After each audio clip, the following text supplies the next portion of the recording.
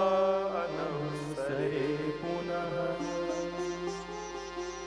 मूर्तौ भगवतो दृष्टि भाव्यात्तस्य दर्शनम् वियोगानुभवं कुर्वन् सेवानवसरे पुनः मूर्तो भगवतो दृष्टि भाव्यात्तस्य दर्शनम्।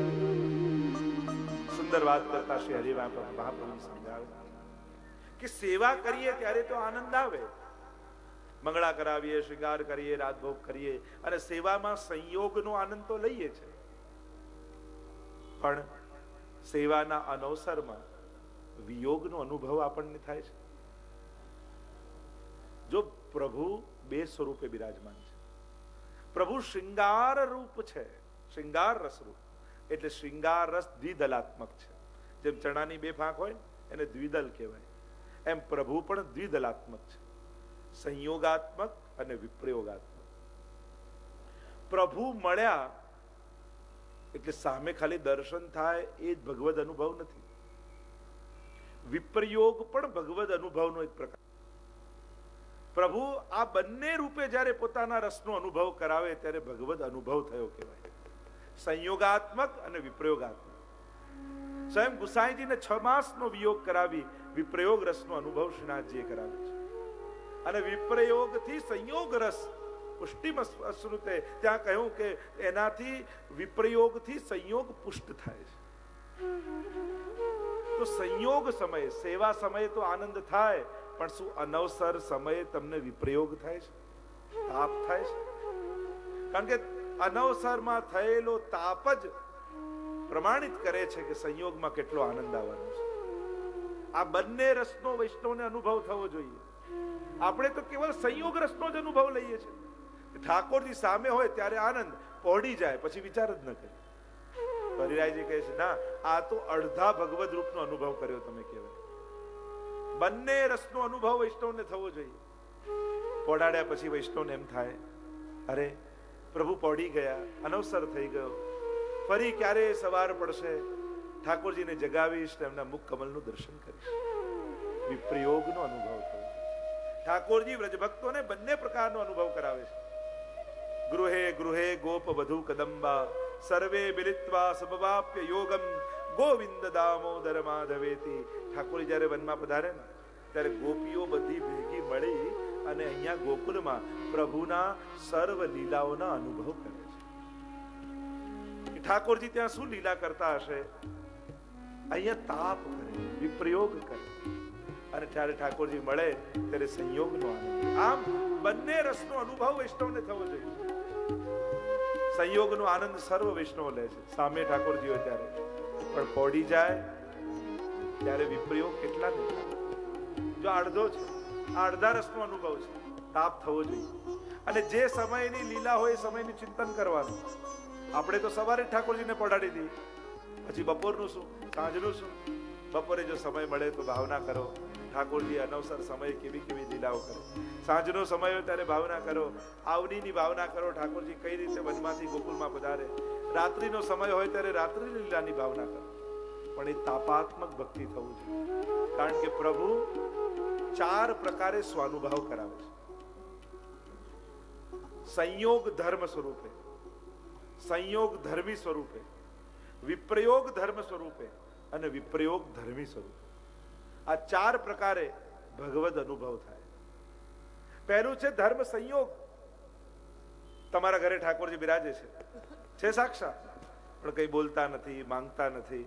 તમે જે રીતે સેવા કરો એ અંગીકાર કરે છે, સ્વીકારે છે ચોક્કસ, પણ પ્રતિસાદ ન મળે તો પ્રેમીને આનંદ ના આવે. સ્વીકારે છે તો હમણાં તમારે ત્યાં સંયોગ ધર્મ સ્વરૂપે પ્રભુ બિરાજે છે, કે તમારી બધી જ સેવાને સ્વીકારી રહ્યા છે. પણ ક્યારેક મનમાં એમ થાય કે પ્રભુ સેવાનો આનંદ તો ત્યારે આવે જ્યારે આપ માંગો, આપ આજ્ઞા કરો કે આજે આ બનાવો, આજે આ ધરાવો મને, અને ત્યારે હું ધરાવું તો મને આનંદ આવે. આ તો પ્રભુ એમ જ થયું, કોઈ પરણીને આવ્યા અને પત્ની જે કંઈ પણ બનાવે, જે કંઈ પણ કાઢે, બધું પતિ સ્વીકારી લે, આ જમી લે, પણ ક્યારેય કંઈ બોલે નહીં. તે પત્ની કેટલા દિવસ સુધી સહન કરશે? મહિનો? છેલ્લે તો એમ કહેશે, તમે કહો તો ખરા કે તમને ગમે છે કે નહીં, કઈ બોલો તો ખરા. હું જે કપડા કાઢીને રાખું તો એ આપ પહેરી લો, હું જે સિદ્ધ કરીને રાખું એ આપ જમી લો, અને હું જે સેવા કરું બધું સ્વીકારી લો છો, પણ સામે કઈ કહેતા નથી કે ભાવ્યું ન ભાવ્યું, ગમ્યું ન ગમ્યું, કઈ પ્રતિસાદ જ નથી આપતા. તે પત્ની કેટલા દિવસ સુધી સહન કરી શકે? વધારે સમય ન સહન કરી શકે.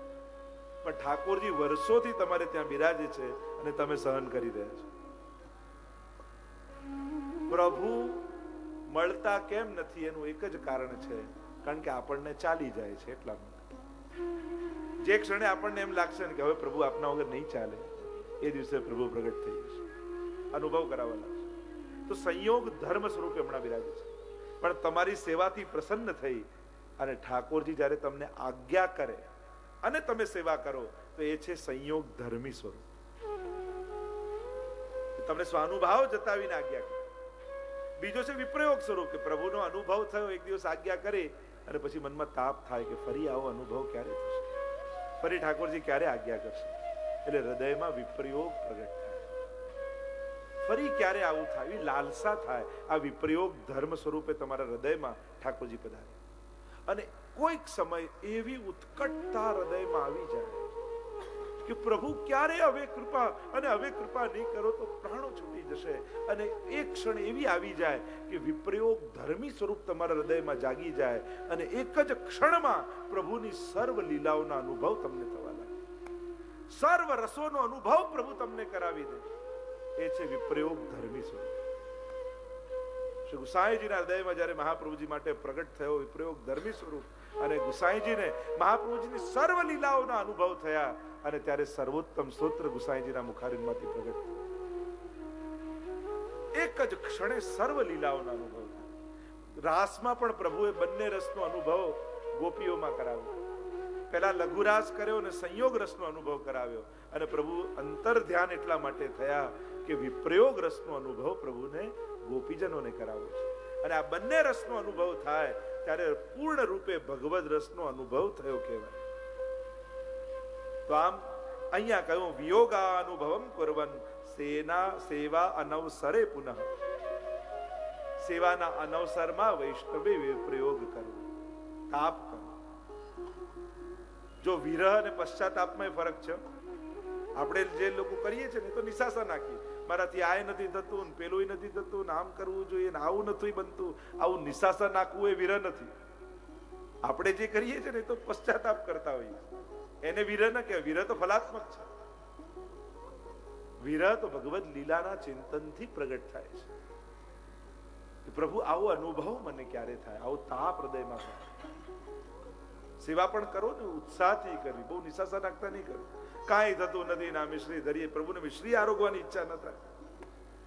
આમ હતાશા નિરાશાથી સેવા કરો ને, કાંઈ નથી થતું, આ મિશ્રી આરોગો, આમ પ્રભુને એ ના થાય. એટલે મિશ્રી ધરો તો ઉત્સાહથી. અરે મહાપ્રભુજીની કેવી કૃપા છે, મારા હાથે ઠાકોરજી કણિકા મિશ્રી આરોગે. આમ ઉત્સાહ ને ઉમંગથી સેવા કરો. બહુ આમ હતાશા નિરાશાથી કાયમ રડતા રડતા સેવા નહીં કરો. ઉમંગ હોવો જોઈએ કરવાનો. એ જ મિશ્રી ધરતા પણ કેટલું બધું થઈ શકે. ઉત્સવ આવે એને જ કેસરવાળી કરાય, એના ખીલોના બનાવાય, એમાં કેટલું સુંદર રીતે સજાવીને એ જેને કરવું હોય ને ઉત્સાહથી, એ મિશ્રી ભોગમાં કેટલું સારું સારું કરી શકે. મેં તો ઘણા વૈષ્ણવને જોયા, એ મિશ્રીમાં કેટલા પ્રકારથી એ સિદ્ધ કરી ઠાકોરજીના આરોગ આવતા. કે આજ્ઞા હોય કે બસ આ મિશ્રી ભોગની જ આજ્ઞા છે, એમાંય વિવિધતા, એમાંય સુંદરતા વૈષ્ણવ કરી શકે. મૂળ વાત તમારા હૃદયનો ઉમંગ. જે કરો ને ઉમળકાથી કરો. લોકો તો એવું સૂકો મેવો ભેગો કરીને મૂકે કે ઠાકોરજીને અડધો કલાક ગોતવામાં જ જાય. આમાં મિશ્રી ક્યાં છે, કિસમિસ ક્યાં છે, કાજુ ક્યાં છે, એમને છૂટા પડવામાં અડધો કલાક જતો રહે, અને એમાં તો ભોગ સરાવવાનો સમય થઈ જાય. આરોગ્ય ક્યારે એવી ખીચડી કરીને મૂકે, આમ સુંદર રીતે. આગ્રહ આરોગાવાનો હોય પણ ઉત્તમતા હોય. અમારે ઘણીવાર પધરાવણી જાય તો લોકો સીધો બજારમાંથી લાવ્યા હોય અને સૂકા મેવા ડાંબરની ગોળીઓ નીકળે ઘણીવાર. પણ એવી આગ્રહથી આરોગ, આ તો આરોગવું જ, પણ જુઓ તો ખરા શું છે. અમારે જોખમ થઈ ગયું. તો આ એક સુઘડતા, સરસતા પ્રભુને જ્યારે પણ આપણે કરીએ તો ઉત્તમ રીતે કરવું. તો વિયોગાનુભવમ કુર્વન સેવા અનવસરે પુનઃ, અનવસરમાં તાપ કરવો વૈષ્ણવ. અને મૂર્તૌ ભગવતો દષ્ટિ ભાવ્યા તત્તસ્ય દર્શનમ, અને પોતાના સ્વરૂપમાં સાક્ષાત સ્વરૂપનો ભાવ કરે. કે તમારે ત્યાં જે ઠાકોરજી બિરાજે છે એ સાક્ષાત ઠાકોરજી છે. એવું પણ નહીં કેવું કે મારા ઘરે ચિત્રજી બિરાજે છે. તમારે ત્યાં ચિત્રજી નથી બિરાજતા, તમારે ત્યાં શ્રીનાથજી જ બિરાજે છે, પણ ચિત્ર સ્વરૂપે બિરાજે છે. સ્વરૂપનો પ્રકાર જુદો હોય. લોકો તો એમ કે મારે ત્યાં સખડીના ઠાકોરજી છે. ઠાકોરજી સખડીના ના હોય, ઠાકોરજી સખડી ભોગ હોય. તો કે મારે ત્યાં મિશ્રીના ઠાકોરજી છે. ઠાકોરજી મિશ્રીના ના હોય, ઠાકોરજીને ભોગ મિશ્રી. લોકો નહીં કે આજે હવેલીમાં મારા પલના છે, પણ તારા પલના ક્યાંથી થાય? પલના તો ઠાકોરજી ના હોય, આપણો તો મનોરથ હોય. મારા હિંડોળા છે, મારો રાજભોગ છે. તો રાજભોગ આપણો ના હોય તો ઠાકોરજીનો. આપણો તો રાજભોગનો મનોરથ હોય, આપણો તો હિંડોળાનો મનોરથ હોય.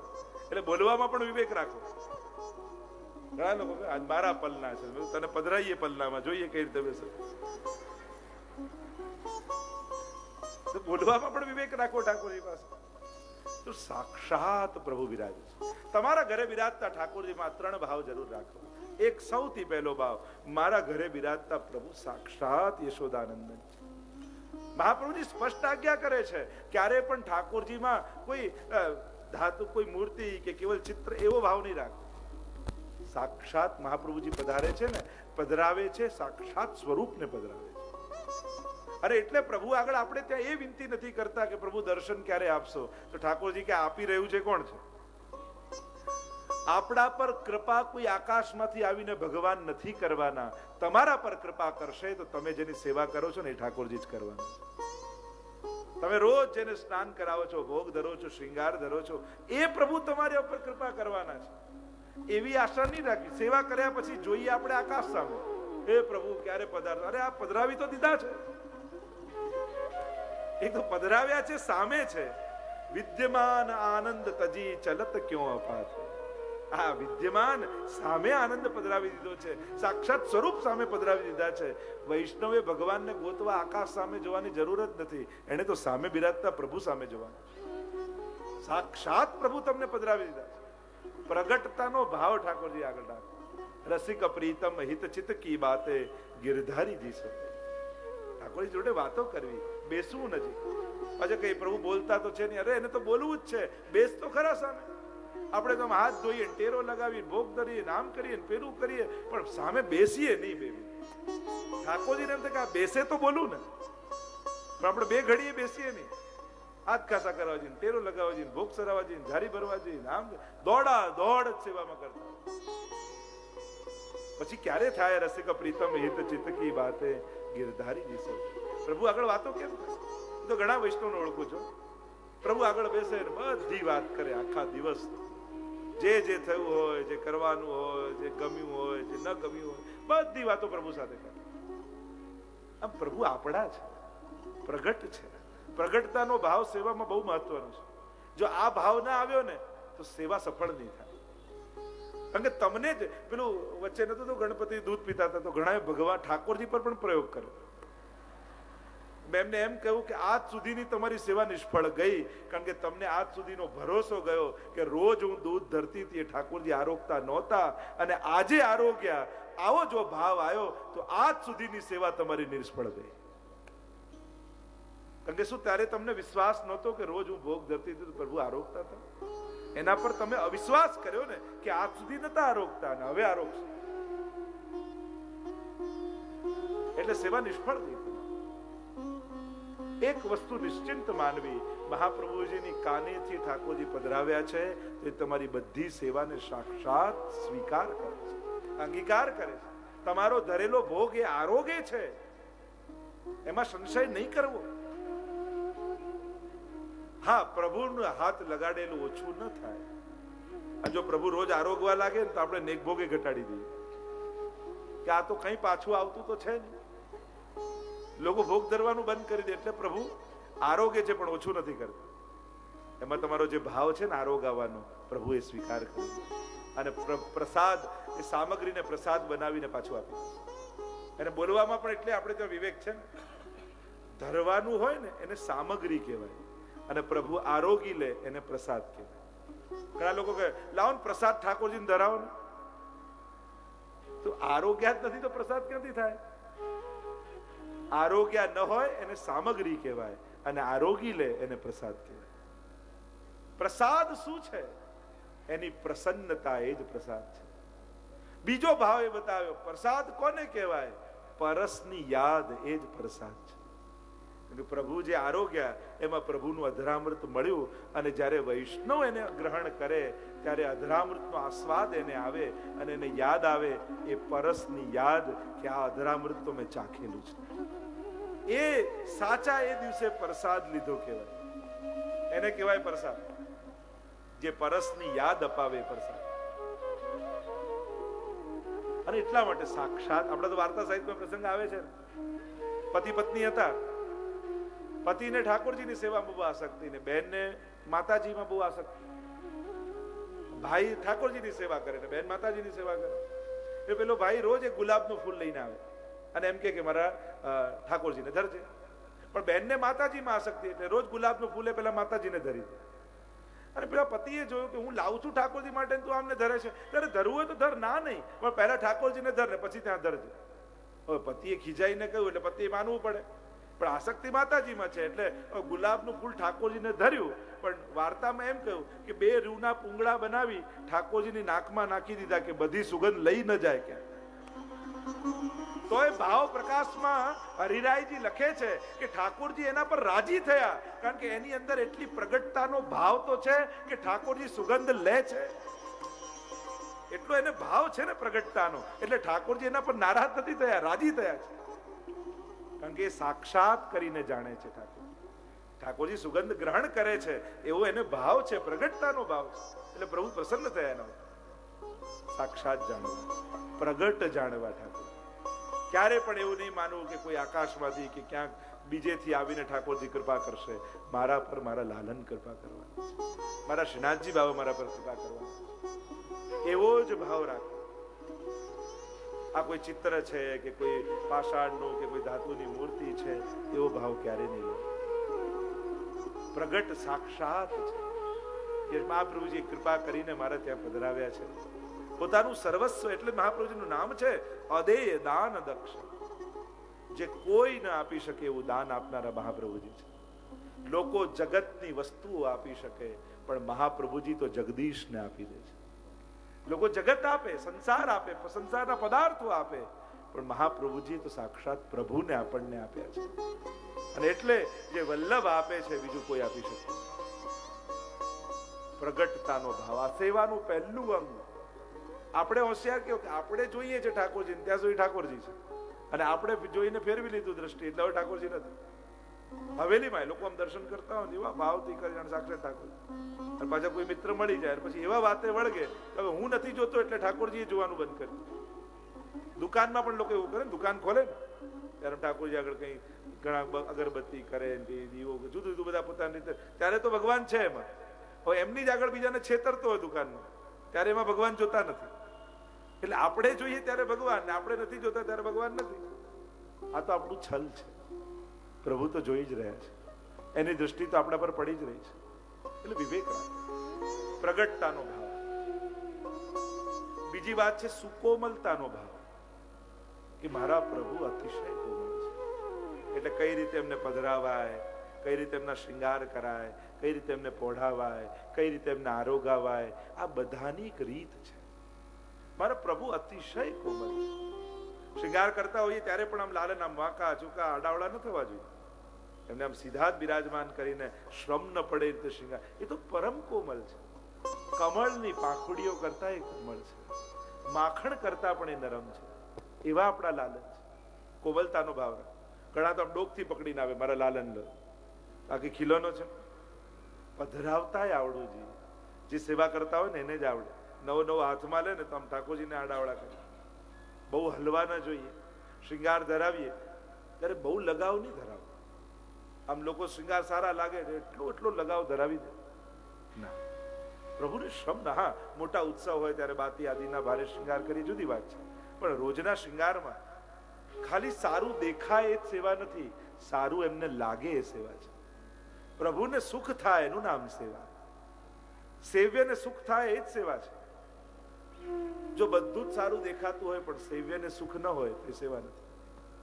અને એટલા માટે સેવામાં સાવધાની રાખવી, કારણ કે મારા પ્રભુ અતિ કોમલ છે, અતિશય કોમલ છે. એટલે પ્રભુની આગળ મોટેથી બૂમ પાડીને કોઈને ન બોલાવાય. જો આ અવિવેક છે. આપણે બેઠા બેઠા શિંગાર કરતા, એ આમ દાળનું ગેસમાંથી ઉતારી લેજે, એવી બૂમો પાડે લોકો. સેવામાં બેઠા બેઠા રસોડાનો વહીવટ કરતા હોય. વિવેક પ્રભુ આગળ મોટે હવેલીમાં પણ ધ્યાન રાખ. દર્શન ખુલ્યા હોય મોટે મોટેથી આપણે વાતો કરતા હોઈએ, એ કરતા હોઈએ, આ અવિવેક છે. એનો અર્થ એ થયો તમે એમ નથી માનતા કે આ સાક્ષાત ઠાકોરજી છે. સાક્ષાત ઠાકોરજી માનો ને તો ક્યારે આવું ન કરે. અરે પ્રભુ બિરાજા છે, મારાથી આટલા મોટેથી બોલાય. પ્રગટતાનો ભાવ આવે તો વિવેક આપમેળે આવડી જાય. વિવેક શીખવા ન જવાનો હોય, પ્રગટતાનો ભાવ આવશે તો વિવેક આપમેળે આવી જ જશે. અરે ઠાકોરજી છે, મોટેથી કેમ બોલાય, આમ કેમ કરાય, આમ કેમ બેસાય, આમ કેમ ઉભા રહેવાય, તરત થઈ જાય. સાક્ષાત નથી માનતા એટલે પીઠ દઈને ઉભા રહી જઈએ છીએ. ઠાકોરજીની આગળ જોજોથી વાતો કરવા લાગી છે, બીજા જોડે વાતો કરવા. કેમ? કે આ જગતનો નાથ બિરાજતો નથી. આપણને એમ લાગે આ પ્રગટ નથી. સાક્ષાતતાનો ભાવ આવશે ને તો આ બધું આવડી જશે. પુષ્ટિ માર્ગમાં કોઈ વસ્તુ કાયદાઓ નથી, આ બધા શિસ્ત છે, રૂલ્સ નથી, ડિસિપ્લિન છે. પુષ્ટિ માર્ગ ચોપડીઓમાં કઈ તમને આ બધું જોવા નહીં મળે કે આમ જ કરવું, આમ જ કરવું, આવું કોઈ ગ્રંથ ના હોય. પણ આ શિસ્ત છે. એ સ્વામીની સામે સેવકે કઈ રીતે બેસવું, કઈ રીતે બોલવું, કઈ રીતે ઉભા થવું, આ બધાનો વિવેક. આ બધો વિવેક છે વ્યવહારનો. અને એ બધું જાણવાનું, શીખવાનું, જેથી પ્રભુના વધારે સુખનો વિચાર કરી શકાય. તો મારા પ્રભુ કોમલ છે એનો ભાવ, આ બે ભાવ મનમાં સદાય ધારણ કરી રાખવા. હરિરાયજી એ જ આજ્ઞા કરે છે કે મૂર્તૌ ભગવતો દૃષ્ટિ ભાવ્યા તત્તસ્ય દર્શનમ. પ્રગટ જાણીને એમના દર્શન કરવા. સાક્ષાત મારા પ્રભુ છે. અને જ્યાં સુધી ઠાકોરજી સ્વાનુભાવ ન થાય ત્યાં સુધી ભગવત સ્વરૂપના સાનિધ્યમાં સ્વરૂપનો ભાવ અને મર્યાદા રાખે. એ પ્રગટ થઈને બોલે ત્યારે જ પ્રભુ, એવું નહીં. એ પ્રભુ જ છે. ક્યારેક બોલશે, ક્યારેક અનુભવ જતાવશે, ક્યારેક માંગશે. અને એવી આશા શા માટે કે માંગે તો જ ભગવાન માનું, એ બોલે તો જ એમાં ભગવાન માનું. એ તો પ્રભુ છે. એવા ભાવથી લાલ લડાવો કે ઠાકોરજીને આપમેળે માંગવાની ઈચ્છા થાય, બોલવાની ઈચ્છા થાય. એ જતાવે. વૈષ્ણવને તો થાય કે પ્રભુ આપને ગમે ન ગમે અમને કેમ જાણીએ. ન ગમતું હોય તો ક્યારેક તો અમારે રાજભોગની થાળીને લાત મારો. આપ નારાજગી જતાવશો ને તો અમને ખુશી થશે કે અમને ખબર તો પડે કે આપને આ ગમે છે કે નથી ગમતું. આ તો અમારા મનમાં જે આવે આપને ભોગ ધરીએ.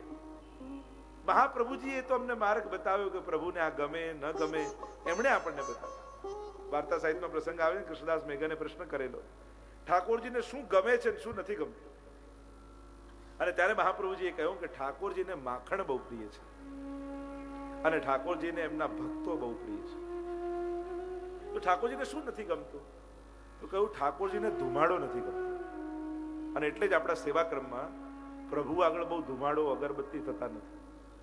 પ્રભુને ધુમાડો પસંદ નથી. અને એટલે પ્રભુ આગળ બહુ ધુમાડો થાય એવું નહીં કરે. ઘણા લોકો કે પ્રભુ આગળ દીવો ન કરાય.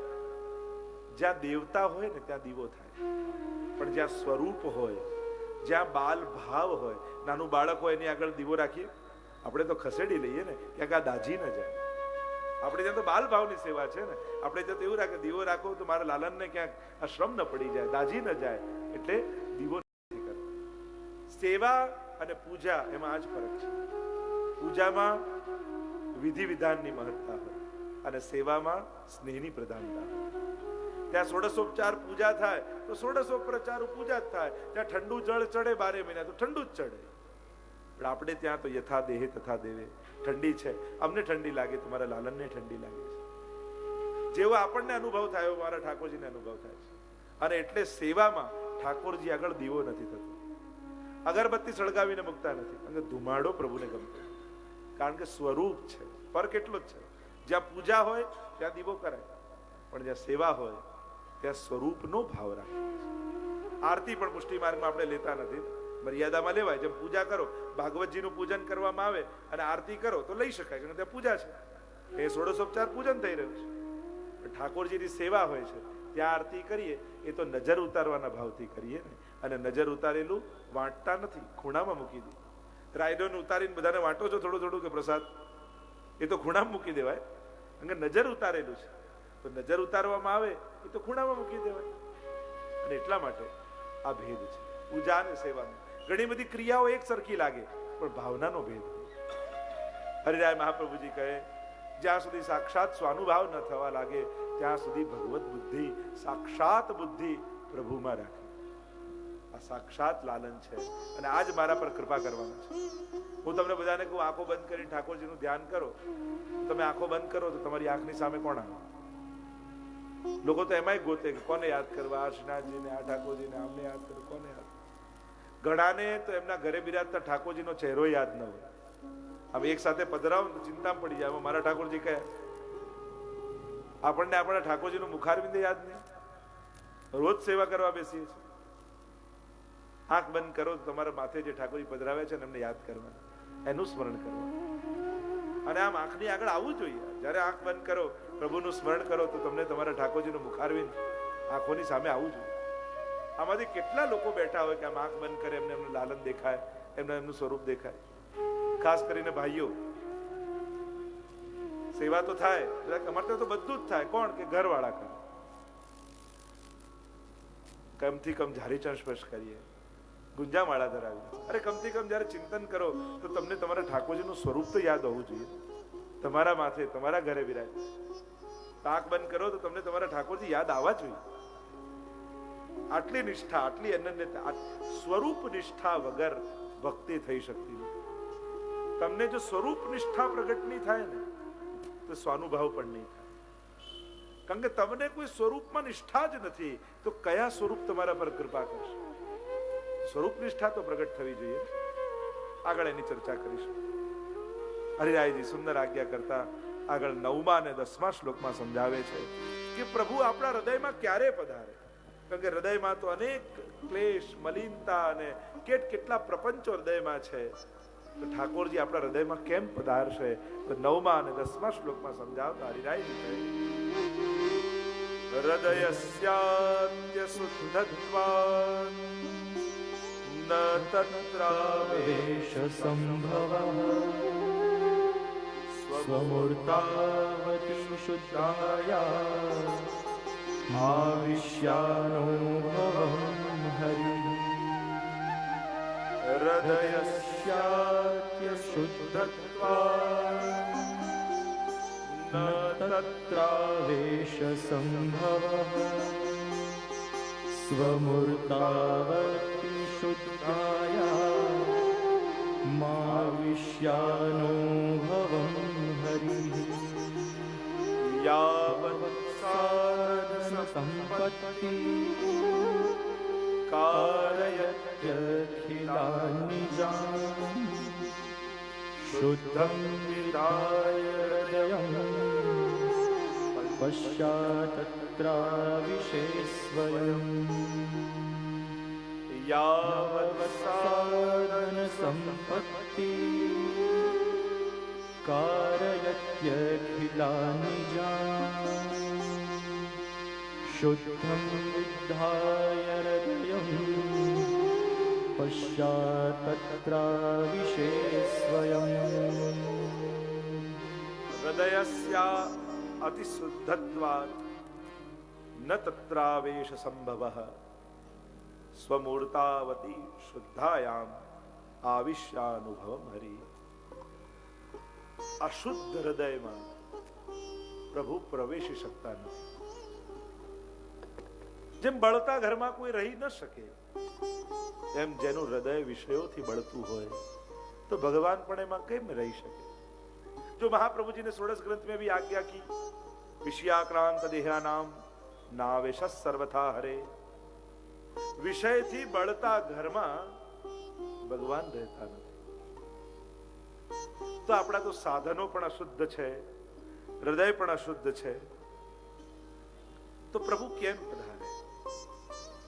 હરિરાયજી કહે છે, પ્રભુ આપણી સાધન સંપત્તિ શુદ્ધ હોય તો જ પ્રભુ પોતાના શુદ્ધ સ્વરૂપના ભક્તને અનુભવ કરાવે.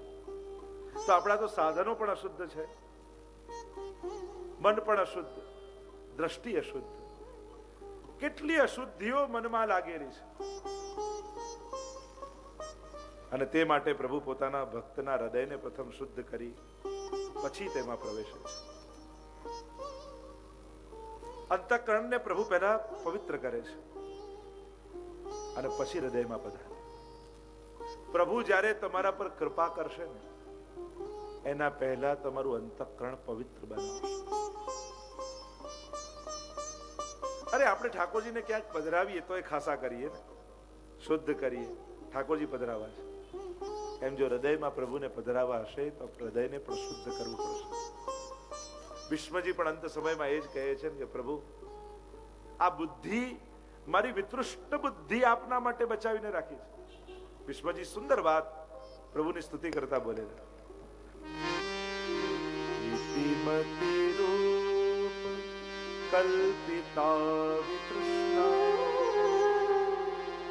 ભગવતી સાત્વત પુંગવે વિભુમ સ્વસુખમુપગતે ક્વચિદ વિહર્તુમ પ્રકૃતિમુપેયુષી યદ્ભવ પ્રવાહ. ઇતિ શબ્દથી પ્રારંભ કર્યો વિષ્ણુજી. ઇતિમતિ કેવી છે વિતૃષ્ણા. આ વિતૃષ્ટ બુદ્ધિ મેં આપના માટે બચાવીને રાખી. કારણ કે મન અને બુદ્ધિ ભગવાને ભેટ ધરવાનું કહ્યું છે. આપણે કહીએ આપને ભેટ ધરવું, આ ભેટ ધરવું, આ ભેટ ધરવું, આ ભેટ ધરવું. ઠાકોરજી એક મિનિટ ઉભો રહે. સૌથી પહેલા બે વસ્તુ મને ભેટ ધરી દે. મહીએવ મન આધત્સ્વ મયી બુદ્ધિમ નિવેશ. भगवत गीता में भगवान कहते हैं ये दो वस्तु मुझको दे दे तू पहले. કારણ કે આ બે ને કારણે જ આ બધું તે પકડી રાખેલું છે. અને આ બે આપી દઈશ ને તો આપમેળે બધું મને સમર્પિત થઈ જશે. તો જીવ કે શું આપું? મહીએવ મન આધત્સ્વ મયી બુદ્ધિમ નિવેશય. સૌથી પહેલા તારું મન મને આપ અને તારી બુદ્ધિનો મારામાં નિવેશ કરાવ. આ બે જો મારામાં લાગી ગયું ને પછી તારે કોઈ વસ્તુ આપવાની જરૂર નહીં પડે. પછી તો જે પણ જોઈશ ને તને મારું જ લાગશે. આ મન બુદ્ધિ તે તારી પાસે રાખ્યા છે એટલે તને એમ લાગે કે આ મારું, આ મારું ને આ મારું તને આપ. અરે 25 પૈસા પણ લઈને માણસ પેદા થતો નથી. બધું એનું જ છે ને. આપણું છે શું? આપણે કઈ લઈને તો આવતા નથી ને. આપણને તો બધું મળે છે. એક ફૂલ પણ તોડીએ એ ઉગાડનાર કોણ, એ ખીલવનાર કોણ? આપણે તો ખાલી તોડ્યું છે અને આપણે એમ કે મેં ફૂલ ધર્યું. અરે એનું જ તો છે, બધું એનું જ છે. મન અને બુદ્ધિ પહેલા મને આપી દે અને એ જો મને ધરી દઈશ પછી તારે કોઈ પદાર્થ મને આપવાનો બાકી નહીં રહે. કારણ કે પછી જે પણ જોઈશ તને મારું જ લાગશે. સર્વત્ર હું દેખાઈશ અને સર્વ મારામાં દેખાશે. ગીતાજી અદ્ભુત છે. સંયોગ અને વિપ્રયોગ આ જ ભાવના છે ને. સંયોગમાં બધે, સંયોગમાં જયારે ઠાકોરજી ઉભા હોય સામે તો બધું એમનામાં દેખાય અને વિપ્રયોગમાં બધામાં એ દેખાય. આ જ વાત છે. પ્રભુ કહે, હરિરાયજી કહે છે, અશુદ્ધ સાધનોથી પ્રભુ પ્રસન્ન નહીં થાય. અને આપણે તન, મન અને ધન, તનુજા, વિત્તજા અને માનસિક, આ ત્રણેય દ્વારા પ્રભુને પ્રસન્ન કરવાની કોશિશ કરીએ છીએ. પણ જોવા જાઓ તો ત્રણેય લૌકિક છે. આપણું દેહ લૌકિક, આપણું ધન લૌકિક, આપણું મન લૌકિક. તો વિચાર આવે કે લૌકિક સાધનોથી પરમ અલૌકિક એવા પ્રભુ પ્રસન્ન કઈ રીતે થઈ શકે? કેમ થાય? સંભવ જ નથી.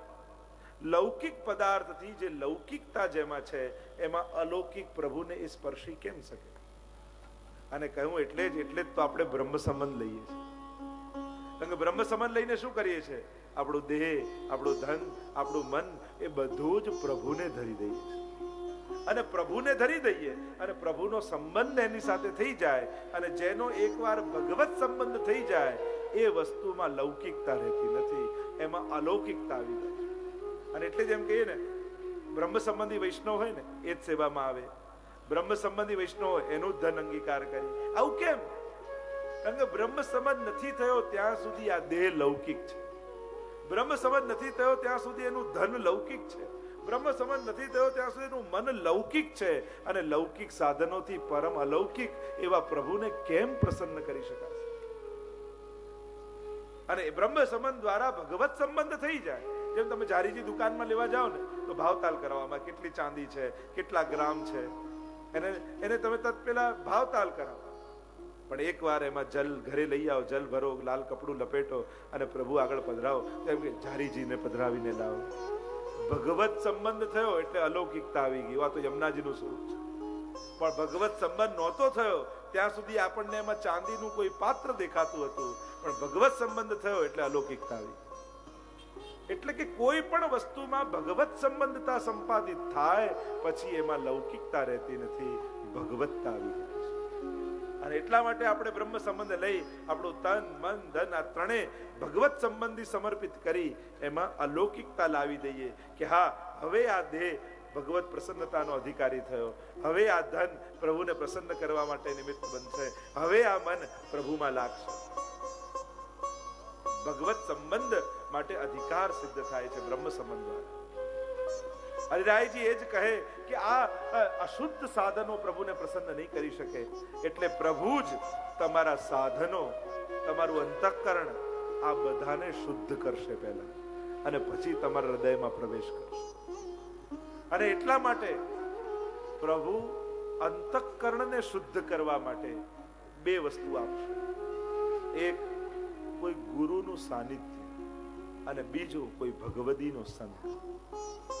આ બે મળે ને તો આ બે માધ્યમથી અંતઃકરણ પવિત્ર થશે. કારણ કે પવિત્ર કરવા માટે એમ જોવા જાવ તો બે વસ્તુથી કોઈ વસ્તુની શુદ્ધિકરણ થાય. કોઈ પાત્ર ગંદુ હોય તો આપણે પાણીથી ધોઈએ, આ જલ, યા પછી એને પવિત્ર કરવા માટે અગ્નિમાં તપાવવામાં આવે. અને આ બે વસ્તુથી કોઈનું શુદ્ધિકરણ થાય. તો આપણે ત્યાં જીવને શુદ્ધ કરવા માટે બે તત્વ છે, અગ્નિ રૂપ શ્રી વલ્લભ અને જલ રૂપ શ્રી યમુનાજી. આ બેનું સ્મરણ, આ બેનું સાનિધ્ય, આ બેનો સંગ જ્યારે જીવને થાય ત્યારે એનું અંતઃકરણ પવિત્ર થાય. શ્રી વલ્લભ રૂપી અગ્નિમાં જ્યારે આ જીવ શરણાગત થાય, મહાપ્રભુજી દ્વારા જીવનું બ્રહ્મ સંબંધ કરવામાં આવે અને વલ્લભ સંબંધ થાય ત્યારે અગ્નિ દ્વારા એનું અંતઃકરણ પવિત્ર થાય. અને જ્યારે યમુનાજી દોર કર, શોર કર, જાય પિયસો કહે અને યમુનાજીને હાથ પકડી જીવનો સેવામાં અંગીકાર કરાવે અને આમ યમુનાષ્ટકનો પાઠ જીવ કરે તો એનો અંતઃકરણ પવિત્ર થાય. આમ બે દ્વારા શુદ્ધિ આપણે ત્યાં કહીએ અને આ બે દ્વારા શુદ્ધિ થાય. અને હજી જલમાં પાત્રને હજી પવિત્ર કરવું હોય તો આપણે શું લઈએ સાથે? માટી લઈએ, રજ લઈએ, અને જલથી ધોતા પહેલા રજથી એને ખંગારવામાં આવે. તો આ રજ ક્યાંથી આવશે? ભક્તો કહે શ્રી કૃષ્ણના ચરણારવિંદની રજ થકી શોભી રહ્યા, સિદ્ધિ અલૌકિક આપનારા વંદુ શ્રી યમુનાજી. સુવાસથી જંગલ બધું મહેકી રહ્યું, મંદ શીતળ પવનથી જલ પણ સુગંધિત થઈ રહ્યું. પૂજે સુરાસુર સ્નેહથી વળી સેવતા દઈ જીવો, વંદન કરું શ્રી યમુનાજીને, શ્રી કૃષ્ણ આશ્રય આપજો. શ્રી કૃષ્ણના ચરણારવિંદની રજ થકી શોભી રહ્યા, સ્ફુરદ અમંદ રેણુ ઉત્કટામ. ત્યાં જલ કરતા પણ રજ અધિક છે એવું યમુનાજી. અને ઠાકોરજીના ચરણારવિંદની રજમાં વિષ્ણુ અને પ્રભુ અંતઃકરણને પવિત્ર કરે, તમારા સાધનની શુદ્ધિ કરશે. સૌથી પહેલા અંતઃકરણને શુદ્ધ કરશે. અંતઃકરણ શુદ્ધ થશે એટલે પાંચે જ્ઞાનેન્દ્રિયો શુદ્ધ થઈ જશે, પવિત્ર થઈ જશે.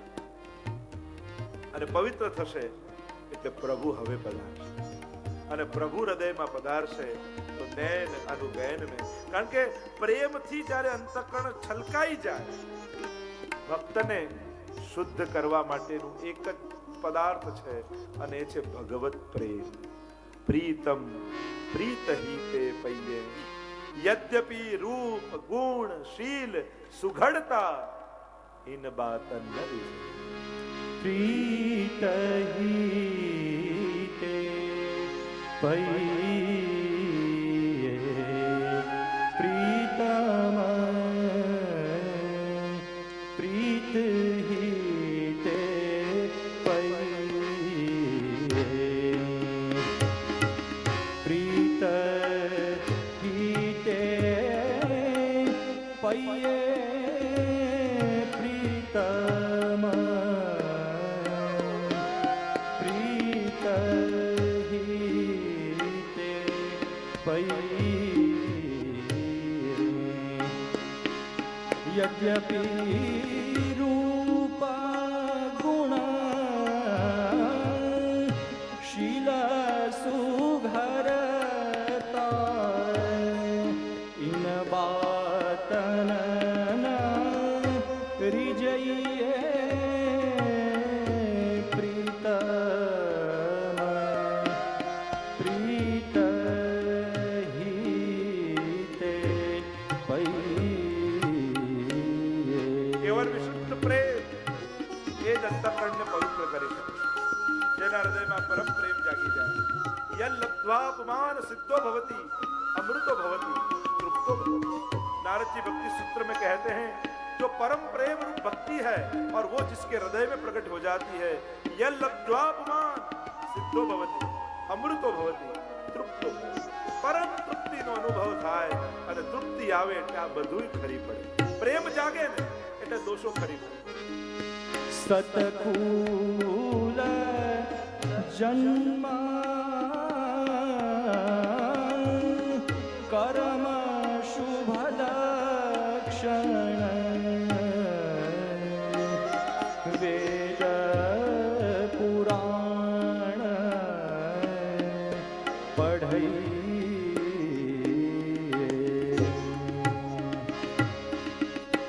ગોવિંદ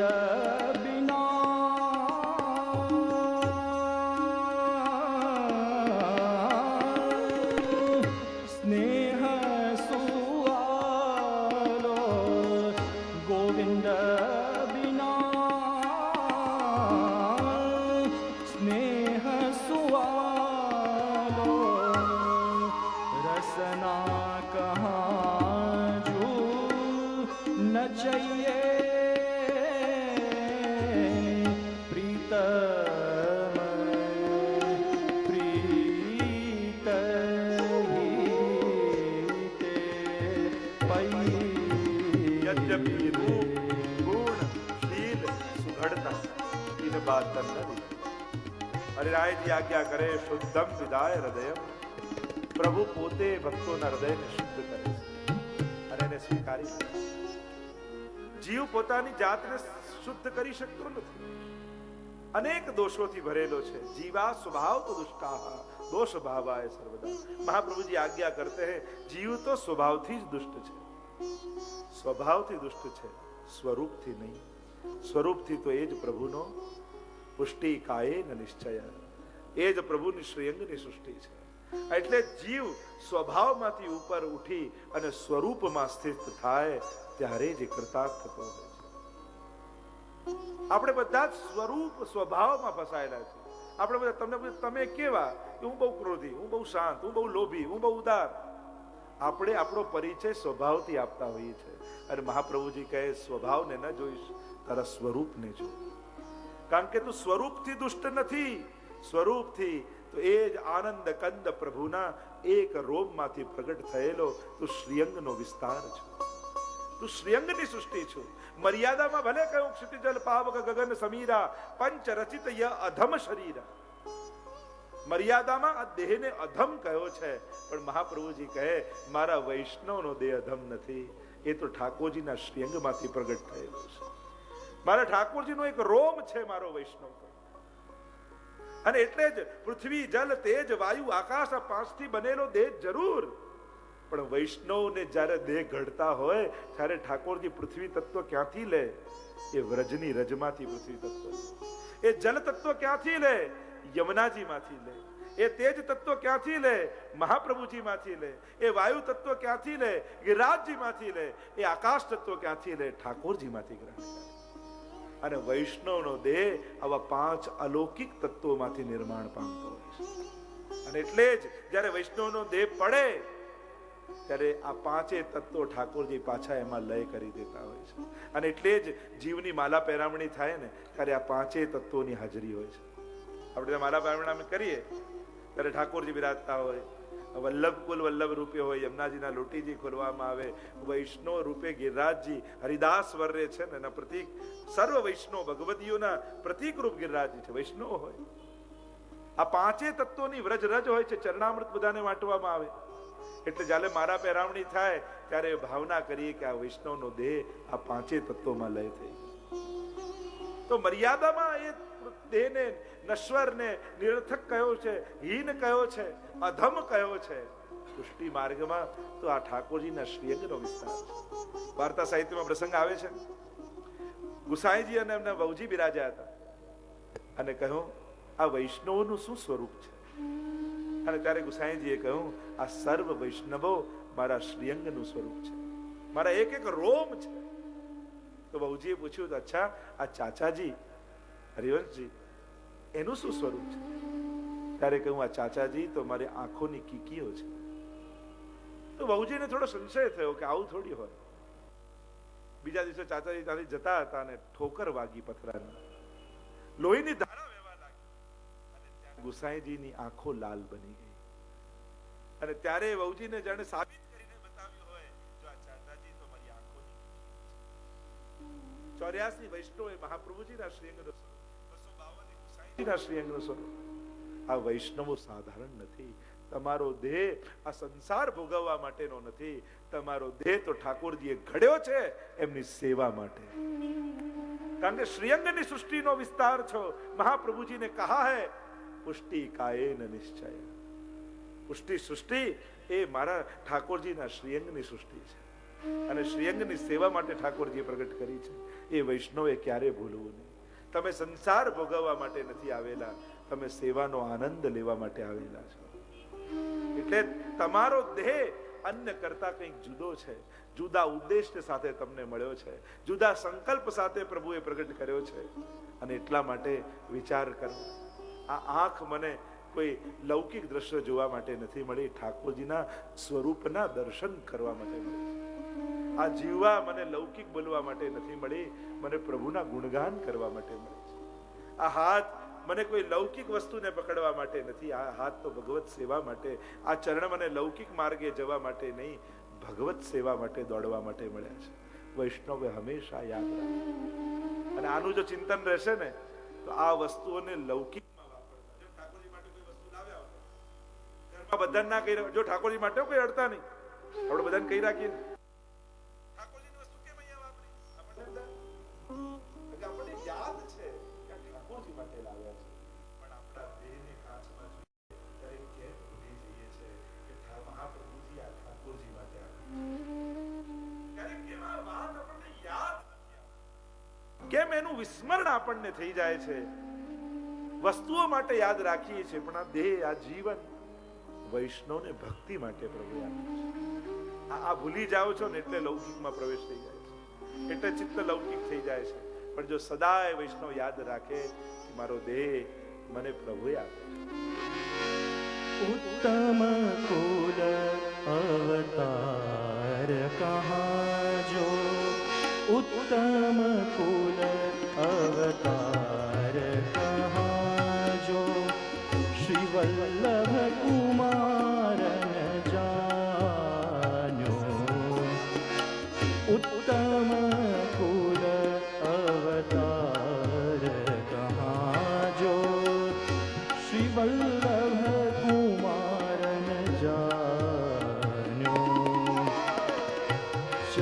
चर्चा कीनी वल्लभ वर की चर्चा न कीनी वल्लभ वर की रचि पाखंड कियो बहुबानो વલ્લભ વિઠ્ઠલ હરિ નવ જાણ્યા તેણે સર્વસ્વ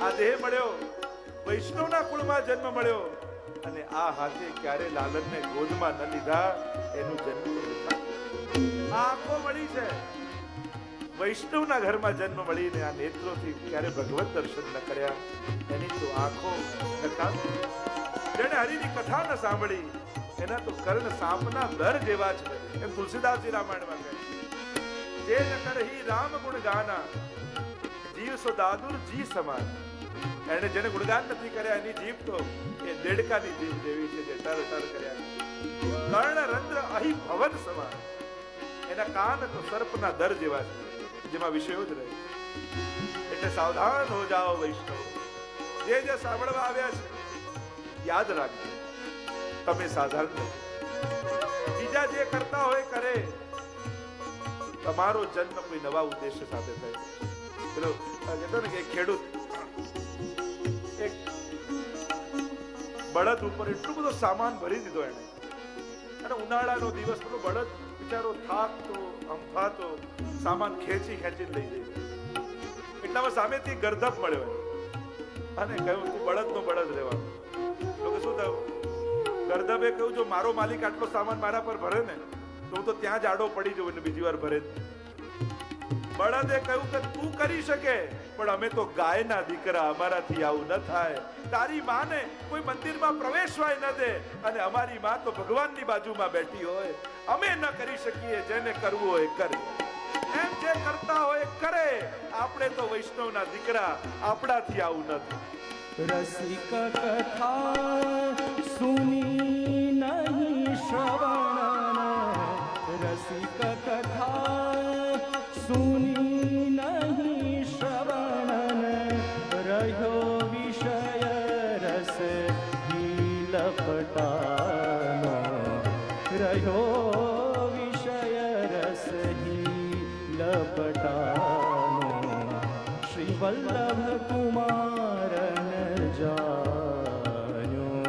હરિરાયજી આજ્ઞા કરે છે પ્રભુ પધારશે જરૂર આવશે તમારા જીવનમાં તમારા ભાવમાં તમારા હૃદયમાં પધારશે સર્વપ્રથમ તમને શુદ્ધ કરશે પવિત્ર કરશે કારણ કે અશુદ્ધ સ્થાનમાં પ્રભુ બિરાજતા નથી અને તમારા અંતઃકરણમાં તમારા હૃદયમાં એમને પ્રવેશ આવવા છે એટલે સૌથી પહેલા તમારા હૃદયને શુદ્ધ કરી તમારા સાધનોને શુદ્ધ કરી અને સેવાનો અંગીકાર કરશે અને સાધન શુદ્ધિ માટે પ્રભુ અનેક પ્રકારની જીવની પરીક્ષા કરે શુદ્ધ કરે જીવને અને પછી સ્વીકારી લે આગળ 11મા શ્લોકમાં હરિરાયજી કહે કે આ દેહ તો અનેક દોષોથી ભરેલું છે તો પછી આ દોષોથી ભરેલા દેહથી પ્રભુ કેમ સેવા અંગીકાર કરશે તો હરિરાયજી આજ્ઞા કરે કે તમને અલૌકિક દેહનું દાન ઠાકોરજી કરશે અને 11મા શ્લોકમાં ગાન કરતા હરિરાયજી આજ્ઞા કરે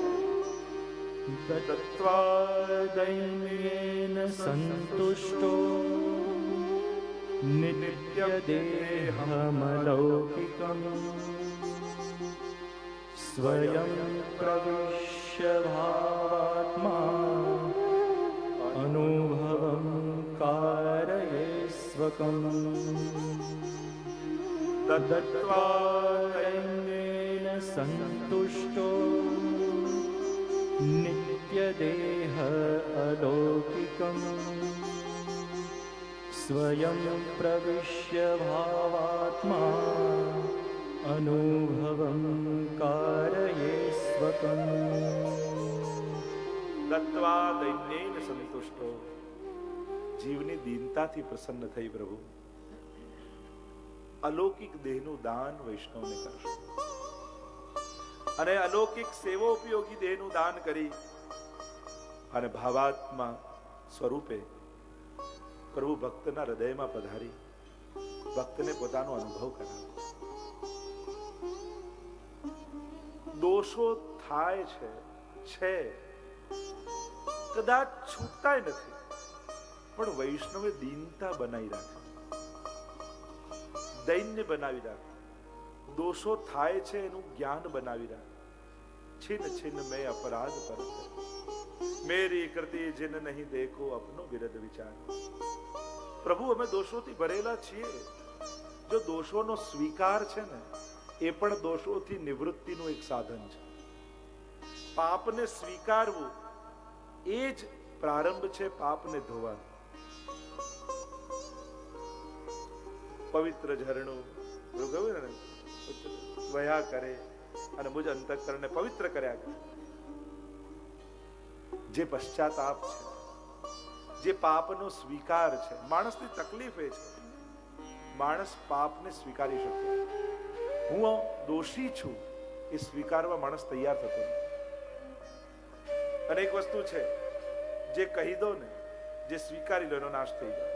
પુણ્ય કહી દો તો પુણ્યનો નાશ થાય, પાપ કહી દો તો પાપનો નાશ થાય. પ્રભુ તો અગ્નિ જેવા છે અને અગ્નિમાં જે પણ નાખો એ બળી જાય. જાણતા નાખો કે અજાણતા લાકડું પડે એ તો બાળી જ નાખે. દત્વા દૈન્યેન સંતુષ્ટ, ભક્તની દીનતાથી પ્રસન્ન થયેલા પ્રભુ. જો દોષો બને ને વાંધો નહીં, દીનતા છોડવી નહીં, કોઈ પણ વસ્તુનો મદ નહીં કરવો.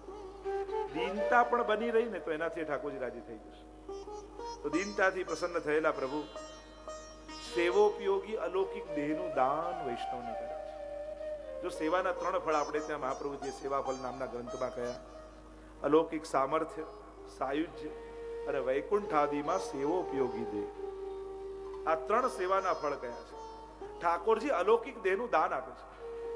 શેઠ પુરુષોત્તમદાસની વાર્તામાં નથી આવતું, એમના દીકરા ગોપાલદાસને એમ થયું કે હવે બાપુજી ગરડા થઈ ગયા છે, એટલે હું હવે વહેલો સેવામાં નાઈને જાઉં. પુરુષોત્તમદાસજી સમજી ગયા. એમને થયું કે બાહ્ય દેહને જુએ છે પણ મારા અલૌકિક દેહનું આને જ્ઞાન નથી. જ્યાં સેવામાં નાઈને બહાર નીકળ્યા અને જુએ તો 16 વર્ષના પુરુષોત્તમદાસજી દેખાય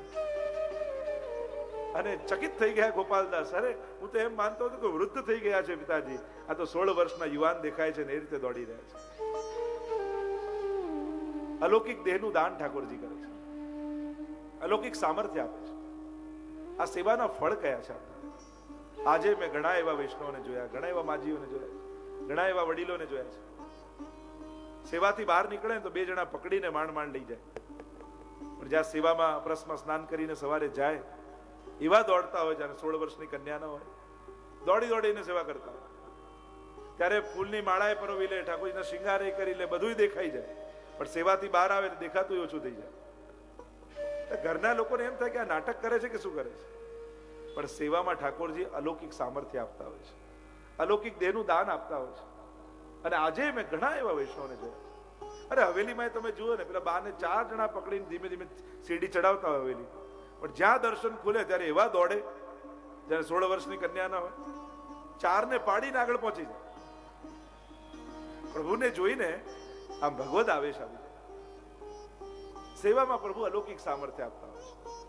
સેવોપયોગી દેહ, સાયુજ્ય, આદિ ફળ કયા છે સેવામાં મહાપ્રભુજી? વાર્તા સાહિત્યમાં પ્રસંગ આવે છે કે ચાચાજી એકવાર પરદેશ કરવા પધાર્યા અને રાજાને ત્યાં મુકામ કર્યો, અને રાજાએ કહ્યું કે જો મારે ત્યાં પ્રભુનું ચતુર્ભુજ સ્વરૂપ બિરાજે છે અને દર્શન કરવા માટે બોલાવે. ચાચાજી દર્શન કર્યા અને જોઈને હસવું આવ્યું ચાચાજી. રાજાને થયું કે મારા ઠાકોરજીને જોઈને હસ્યા કેમ? મારું ભગવત રૂપ જોઈને હસ્યા અને કટાક્ષમાં હસ્યા હોય એ રીતે હસ્યા. નારાજ થઈ ગયો રાજા. બતાવો ચાચાજી આપ હસ્યા કેમ? ચાચાજી કહ્યું રાજા રહેવા દે પૂછવાનું, નહીં તો તને દુઃખ થશે. ના ના મને જવાબ આપો કે હસ્યા કેમ? બહુ આગ્રહ કર્યો ત્યારે ચાચાજીએ કહ્યું એટલા માટે હસ્યો કે તારા જે ઠાકોરજી તું જેને ભગવાન માને છે ને એ તો અમારા શ્રીનાથજી બાવાનો ધોબી છે. અરે મારે ત્યાં સ્વરૂપ ચતુર્ભુજ બિરાજે છે ને તમે એમ કહો છો? તો કે આ પૂર્વજન્મમાં શ્રીનાથજી બાવાનો ધોબી હતો. પણ એટલા ભાવથી ઠાકોરજીની સેવા કરતો કે જ્યારે પણ શ્રીનાથજીના વસ્ત્રો આવે, ખેલના આદિના વસ્ત્રો આવે અને ગુલાલ વાળા થયા હોય તો જ્યારે કપડા ધોવે ત્યારે એવા ભાવથી ધુએ જાણે શ્રીનાથજી બાબાને સ્નાન કરાવતો, એવો ભાવ રાખે. અને એકવાર ગુસાઈજી ત્યાંથી પધારતા હતા અને એમણે જોયું કે આ ધોબી કેટલા ભાવથી વસ્ત્ર સેવા કરે છે. જો સેવા જ કોઈ ઉત્તમ મળે જરૂરી નથી, પણ જે સેવા મળે ઉત્તમ રીતે કરો ને તોય ફળ મળે. આપણે લોકો ઉત્તમ સેવાને ગોતતા હોઈએ છે. કોઈ ઉત્તમ સેવાને ન ગોતો, જે સેવા મળે એને ઉત્તમ રીતે કરો, ઉત્તમ ભાવથી કરો, તો ઠાકોરજી ઉત્તમ ફળ આપશે. આપણે લોકો સેવાની શ્રેષ્ઠતા ગોતીએ કે આ મોટી સેવા, આ સારી સેવા, પેલી સેવા નાની. સેવા શબ્દને લૌકિક શબ્દોના વિશેષણો ના આપતા. સેવા એ સેવા છે, કોઈ બી મળે. ઉત્તમ સેવાને ન ગોતો, સેવા મળે ને ઉત્તમ રીતે કરો, ઉત્તમ ભાવથી કરો. તો વસ્ત્ર ધોવાની સેવા પણ એવા ભાવથી કરે જાણે શ્રીનાથજીને સ્નાન કરાવતો હોય, એવા કોમલતાથી ધોવે. અને ગુસાઈજીએ જોયું કે તું આ રીતે કઈ રીતે વસ્ત્ર ધોવે છે, ત્યારે એને કહ્યું કે મને તો શ્રીઅંગની સેવા ક્યાં મળવાની, મને તો ભીતર કોણ પ્રવેશવા દેવાનું, પણ આ વસ્ત્રની મને સેવા મળે છે ને, તો હું એવો ભાવ રાખું છું, કારણ કે વસ્ત્ર પણ પ્રભુ રૂપ છે અને સાક્ષાત શ્રીનાથજીને સ્નાન કરાવતો હોઉં એ રીતે સેવા કરું. ગુસાઈજી એની વાતો સાંભળીને બહુ પ્રસન્ન થયા. ગુસાઈજીએ કહ્યું કે હું તારા ઉપર બહુ રાજી થયો છું, તું કંઈક વરદાન માંગ. કહ્યું કે સેવા મળી પછી માંગવાનું શું હોય, પણ ગુસાઈજી આગ્રહ કર્યો કે ના તું કંઈક માંગ. ત્યારે એણે માંગ્યું કે મને સારૂપ્ય મુક્તિ આપો. જો 4 પ્રકારની મુક્તિ કહી છે: સાયુજ્ય, સારૂપ્ય, સામીપ્ય અને સાલોક્ય. સાલોક્ય મુક્તિ એટલે ભગવદ લોકમાં પ્રાપ્તિ થાય. સાયુજ્ય મુક્તિ એટલે ભગવાનના કોઈ શ્રૃંગાર રૂપે એમની સાથે જોડાઈ જવાય. સામીપ્ય મુક્તિ એટલે પ્રભુની નિકટતા, પ્રભુના પાર્ષદ બનીને મળે. અને સારૂપ્ય મુક્તિ એટલે ભગવદ રૂપ મળે, સાક્ષાત ચતુર્ભુજ રૂપે, નારાયણ રૂપે પ્રાપ્તિ થાય.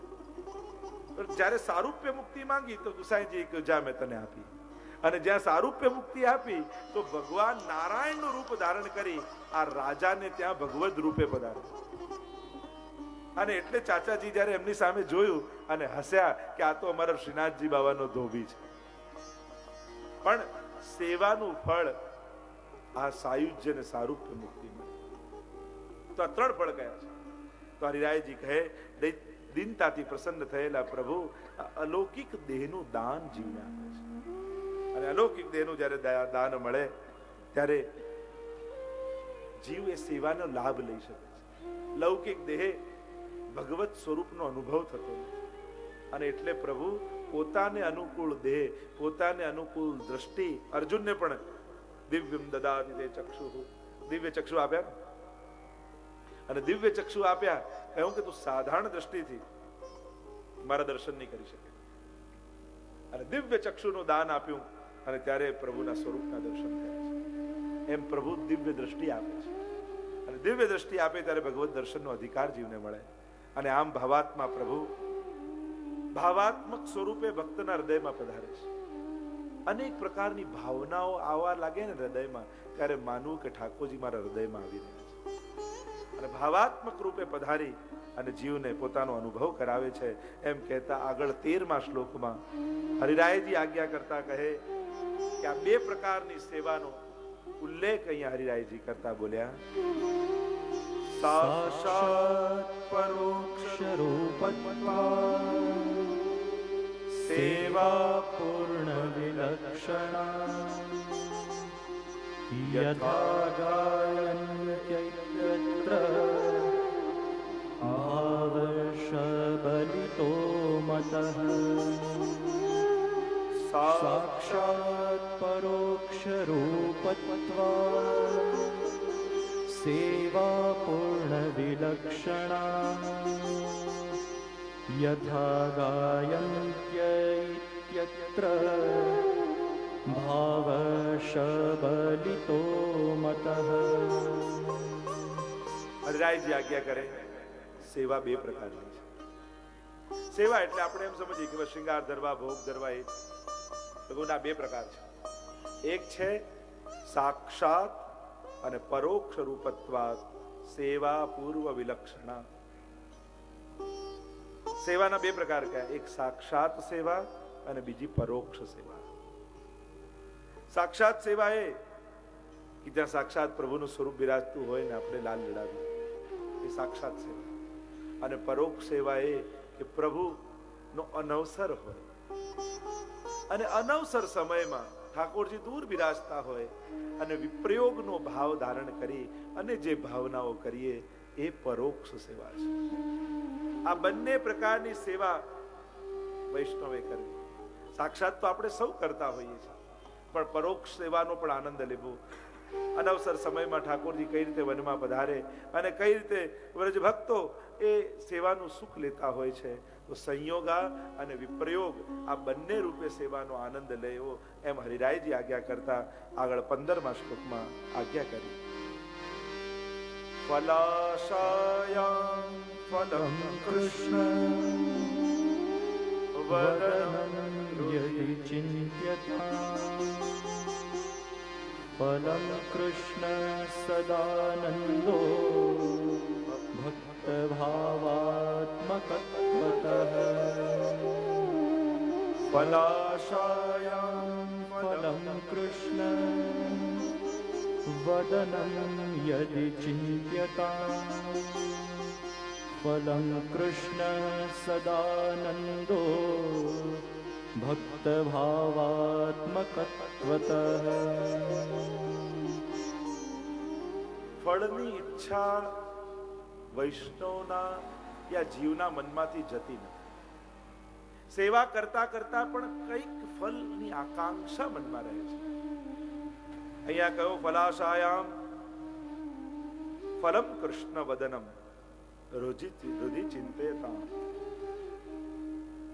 ફલની ઈચ્છા જાય નહીં અને મનમાં રહે સેવા કરતા તો ઠાકોરજીનું મુખારવિંદ જ ફલાત્મક છે અને આ મને ફલ રૂપે મળ્યું છે એવો વિચાર મનમાં કરે. સેવાથી શું મળશે એ વિચાર નહીં, સેવા મળ્યું એ જ ફલરૂપ છે. કારણ કે પુષ્ટિ માર્ગમાં તમને કોઈ સાધન આપવામાં આવતા નથી, અહીંયા તો ફલ આપવામાં આવે છે. માળા કરીને શું મળશે ન વિચારો, મેં કંઈક કર્યું હશે કે આજે માળા ફેરવી શક્યો, આ માળા ફેરવી એ જ ફળ છે. નવ યમનાષ્ટક કરીને યમુનાજીની કૃપા મળશે એમ ન વિચારો, યમુનાજીની કૃપા થઈ કે હું નવ યમનાષ્ટક કરી શક્યો. જે પણ કરો એને ફલ રૂપે માનીને, કારણ કે સાધન માનીને કરશો ને તો ફળમાં આશા રહેશે અને ફળ જો અનુકૂળ ન મળ્યું તો બધોય આનંદ જતો રહેશે. અને ફળ રૂપે માનીને કરશો તો આનંદ આવશે. અરે મને ફલ રૂપે યમનાષ્ટક કરવા મળ્યું, મને મારા કર્મનું આ ફળ મળી રહ્યું છે. સેવા કરીને શું મળશે એની ચિંતન નહીં, મને સેવા કરવા મળી, આજ મારી સર્વ સાધનોનું ફળ છે. અહીંયા તો સાધન પણ સેવા અને ફલ પણ સેવા. સેવાનું ફળ સેવા થશે ઋતુ અનુસાર જામેવા. આપણે ત્યાં તો સેવા જ ફલરૂપ કહી છે. તો પ્રભુનું મુખારવિંદ જ ફલરૂપ છે, કારણ કે સદા આનંદ રૂપ એવા શ્રી કૃષ્ણ ભક્તો માટે ભાવાત્મક અને ફલાત્મક છે. ભક્ત ભાવાત્મકત્વતઃ, પોતે જ ભાવાત્મક છે પ્રભુ અને પોતે જ ફલાત્મક છે. ભગવાનથી મેળવવાની ઈચ્છા પુષ્ટિ માર્ગમાં નથી, ભગવાનને મેળવવાની ઈચ્છા પુષ્ટિ માર્ગમાં. ભગવાનથી શું મળે એ ચિંતન નથી, ભગવાન મળ્યા એનું ચિંતન છે. જ્યાં બધા જ ધર્મો આવીને વિરામ પામી જાય, પુષ્ટિ માર્ગની શરૂઆત ત્યાંથી થાય. બધા જ ધર્મો ક્યાં વિરામ પામે? ભગવાન મળ્યા એટલે પતી ગયું, ધી એન્ડ. ભગવાન મળ્યા, ભગવત પ્રાપ્તિ એ દરેક ધર્મોનું લક્ષ્ય, પરમ ફળ. અને પુષ્ટિ માર્ગમાં તો બ્રહ્મ સંબંધ લે એટલે પહેલા ભગવાન મળે અને પછી પુષ્ટિ માર્ગ શરૂ થાય. જ્યાં બધાનો વિરામ, પુષ્ટિ માર્ગનો ત્યાંથી જ પ્રારંભ. બધા જ્યાં આવીને અટકી જાય કે ભગવાન મળી ગયા એટલે પૂરું, પુષ્ટિ માર્ગમાં કહ્યું લે ઠાકોરજી પુષ્ટાવીને પધરાવ્યા, હવે શરૂ કર. એટલે બીજાનો અંત છે, ત્યાં આપણો પ્રારંભ છે. અહીંયા તો પ્રભુ જ ફલાત્મક છે. પ્રભુનું મુખારવિંદ કમલ મુખ દેખત તૃપ્તિ ન હોય. કમલ મુખ દેખત તૃપ્તિ ન હોય.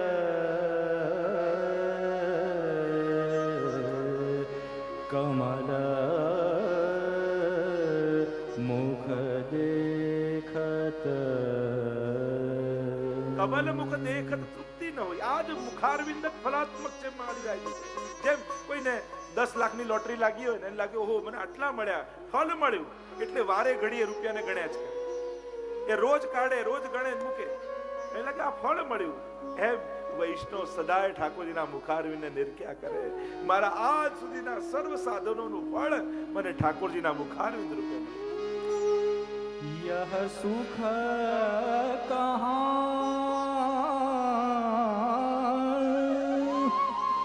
दुहागी न जाने, यह सुख कहाँ दुहागी न जाने, रही निशा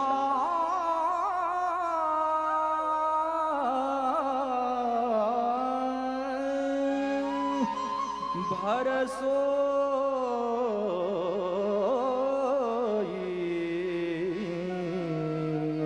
कमल मुख देखत. લોચન લાલચી, જેમ કોઈ લાલચી વ્યક્તિને એમ હજી મળે હજી મળે હજી મળે, એમ વૈષ્ણવની આંખમાં લાલચ હોય છે. ભગવત દર્શન ન નાક પૃષ્ઠમ ન ચ પારમેષ્ઠમ ન સાર્વભૌમમ ન રસાધિપત્યમ ન યોગ સિદ્ધિર પુનર્ભવમ વા સમંજસત્વા વિરહ્ય કાંશ. વૃત્રાસુર भी कहते हैं નથી ઇન્દ્રાસન જોઈતું, નથી બ્રહ્માસન જોઈતું, નથી પૃથ્વીનું રાજ્ય, મારે તો આપની જરૂર છે. આ ફલ પ્રભુ ફલ રૂપે તમને મળે છે, સાધન રૂપે મળતા નથી. પણ ફલ ફલિત હોય ફલરૂપ જાણે. 41 પદમાં કહ્યું ને, ફલ ફલિત ક્યારે થાય? જ્યારે એને ફલરૂપ માનો. આ મને ફલ રૂપે મળ્યું છે, મારે આનાથી કઈ પામવાનું નથી, મારે તો આને પામવાનું. અને આવો ભાવ જ્યારે આવે ત્યારે પ્રભુ ફલાત્મક લાગવા માંડે અને પ્રભુ ભાવાત્મા બની હૃદયમાં પ્રવેશે છે. એમ હરિરાયજી સમજાવે છે. આગળ 21, 22 અને 23માં શ્લોકમાં કહ્યું કે આ બધું ક્યારે સંભવે કે પ્રભુની કૃપા થાય? તો કહ્યું ભગવદી પ્રસન્ન થાય તો પ્રભુ પ્રસન્ન થતા હોય છે. અને 21, 22 અને 23માં શ્લોકમાં ભગવદીની કૃપા, ભગવદીના લક્ષણની વાત કરતા હરિરાયજી આજ્ઞા કરે.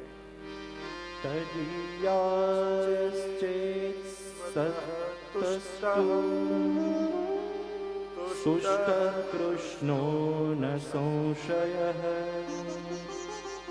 તદીયાસ્તુ નિજાચાર્ય ચરણૈક પરાયણઃ અનન્ય ભજનાસ્તુષ્ટા કામલોભ વિવર્જિતાઃ નિરપેક્ષા વિરક્તાશ્વ સર્વભૂત હિતે રતા નિર્મત્સરા કૃષ્ણ સેવા કથાદિવિહિતાદરાઃ એવં વિધાસ્તદીયા સગાદપી વિશેષતઃ. ભગવદીય પ્રસન્ન થાય, તદીય પ્રસન્ન થાય તો પ્રભુ પ્રસન્ન થાય. જીવમાંથી ભક્ત, ભક્તમાંથી વૈષ્ણવ, વૈષ્ણવમાંથી ભગવદી, ભગવદીમાંથી તદીય, તદીયમાંથી તાદૃશી. જીવના કેટલી કક્ષાના ભેદ છે. તાદૃશી થઈ જાય. તા એટલે તેના જેવા, દૃશી તેના જેવા, પ્રભુ જેવા જે થઈ જાય તાદૃશી. ભગવદીના લક્ષણ ગણાવ્યા છે. પહેલું કહ્યું શ્રી મહાપ્રભુજીના ચરણારવિંદનો જેને દ્રઢ આશ્રય રાખતો હોય એનો સંગ કરવો. કોનો તદીય કોણ છે? ભગવદીય કોણ છે? કોના સંગથી પ્રભુ પ્રસન્ન થશે? પહેલું લક્ષણ એ ભગવદીનું કે જેને વલ્લભના ચરણોમાં અનન્ય અનુરાગ હોય, અનન્ય નિષ્ઠા હોય. સુંદરદાસની વાર્તામાં આવે છે ને, મહાપ્રભુજી સિવાય ક્યાંય સુંદરતા જોતા નહીં, કોઈની પ્રશંસા એના મુક્તિ ન નીકળે મહાપ્રભુજી સિવાય, એવી આસક્તિ. એકવાર પ્રસાદ લેવા બેઠા હતા અને સુંદર મહાપ્રસાદ સામે પડ્યો હતો ને એટલામાં કોઈ વૈષ્ણવ પૂછ્યો કેવું લાગ્યું, કેમ લાગી રહ્યું છે? અને સુંદરદાસ બોલ્યા ખૂબ સુંદર, ખૂબ સુંદર, અદ્ભુત. બધાને આશ્ચર્ય થયું, આ તો મહાપ્રભુજી સિવાય કોઈની પ્રશંસા કરે નહીં અને પ્રસાદના આટલા વખાણ. કોઈ વૈષ્ણવ પૂછ્યું કે પ્રસાદના આટલા વખાણ કરો છો? મને કહ્યું કયો પ્રસાદ? કેમ સામે પ્રસાદ પડ્યો છે? તમે પૂછ્યું ને કેવું લાગો છો? અચ્છા, તમે પ્રસાદ વિશે પૂછ્યું. મારું ધ્યાન તો કૃષ્ણદેવરાયની સભામાં હતું. મહાપ્રભુજીની એ લીલાનું ચિંતન કરી રહ્યો હતો. સોનાના સિંહાસન પર બ્રાહ્મણો વેદ પાઠ કરી રહ્યા છે. રાજા પોતાની રાણીઓ સાથે 100 મણ સુવર્ણથી મહાપ્રભુજીનો કણકાભિષેક કરાવી રહ્યા છે. મહાપ્રભુજી એવા શોભી રહ્યા હતા અને તમે પૂછ્યું કેવા લાગ્યા? એટલે મેં કહ્યું અદ્ભુત, અદ્ભુત, ખૂબ સુંદર. મારું ચિત્ત તો મહાપ્રભુજીમાં હતું. જેનું મન વલ્લભના ચરણને છોડીને ક્ષણવાર પણ અલગ ન થતું હોય ભગવદી છે. એનો સંગ કરવો. બીજું કહ્યું, ઠાકોરજીની સેવાથી જ જે સંતુષ્ટ રહેતો હોય એવા વૈષ્ણવનો સંગ કરવો. ત્રીજું, જે અનન્ય ભક્તિ કરનારો હોય, જેની ભક્તિમાં અનન્યતા હોય એવા વૈષ્ણવનો સંગ કરવો. ભટકતાનો સંગ કરશો ને તો તમને ભટકાવશે. અહીંયા જઈએ, હાય કરાઈએ, પેલું કરાઈએ, તમને ભટકતા કરી દેશે.